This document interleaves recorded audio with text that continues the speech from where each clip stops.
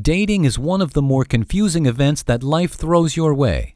From trying to figure out if they even like you, to presenting yourself the right way, there are already enough things on your mind without taking into consideration some of the scarier aspects of dating. You've probably heard some weird or downright crazy dating stories in the past. But is there any way to figure out if the person you're with is actually a psychopath?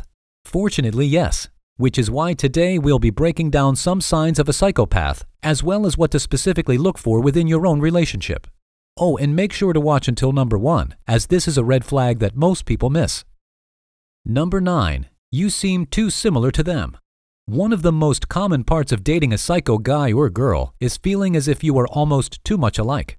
This is because psychopaths usually learn from a young age to mask emotions and to present safe ones according to the situation. If you feel like your partner likes all the same stuff as you, or that you share the same opinions on almost everything, something more could be going on here. The process of copying you in order to make you like them more is called mirroring, and something that psychopaths commonly do in order to lower your guard around them. While they may seem like the perfect person for you, this could all be just an act to them. If there is a part of you that doesn't trust or fully believe that your partner is being genuine, then the best next step is to ask more questions to figure out why they are choosing not to open up. Number 8. They don't seem to have a lot of friends. Psychopaths have a lack of empathy and compassion. By default, this can make it pretty difficult to form real friendships with others, which is why psychopaths are often described as loners. People without much empathy are more likely to focus on themselves, and this is definitely the case for people labeled as psychopaths.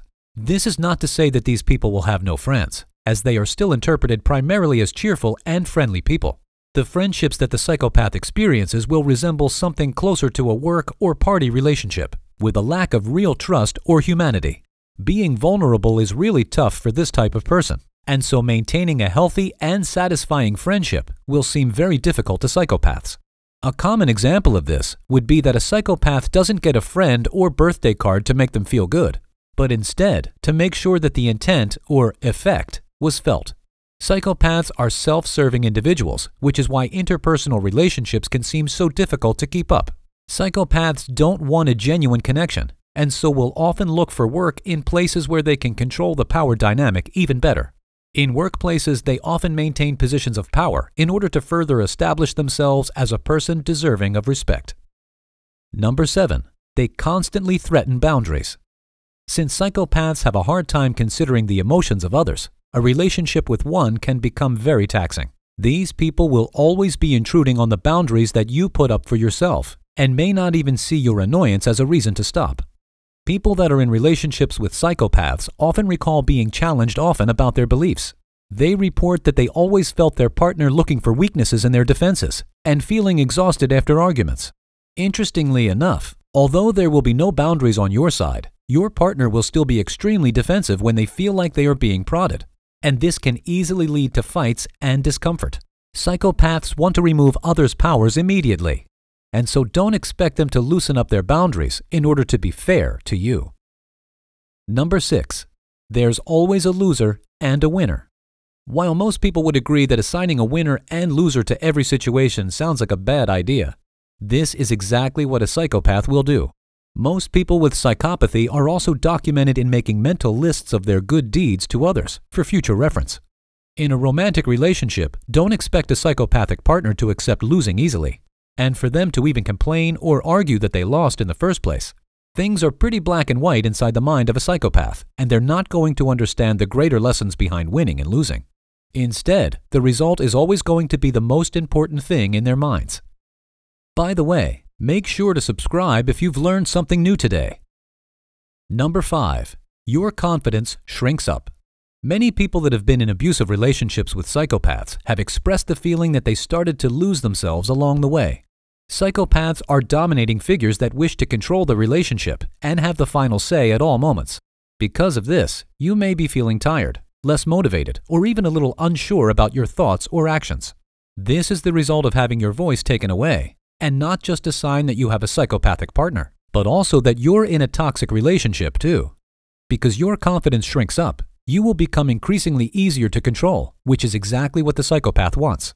They also may try to push you away from your friends and even family members if they feel like it will help them maintain a position of power over you. The best advice here is to maintain a strong support system that will be able to get you away from psychopaths who seek to suck the power from you. Number 4. They love bomb. Love bombing is a term coined by Maddie Anholt, author of multiple books around with psychopaths in toxic relationships. The term basically means that psychopaths will promise big things and give you a very rewarding relationship right off the bat. This may sound great, but is only a part of their act and will be dropped once they feel like they've done enough to earn your trust and love. Maddie warns that although love bombing can feel good, you can spot it by how hollow and you-centric it is. It may feel good to have someone you're attracted to shower you with love and affection, but if they aren't doing anything to get that put back on themselves, then it probably isn't real at all. Psychopaths are the greatest actors on the planet, in no small part because they are acting with friends and family every day.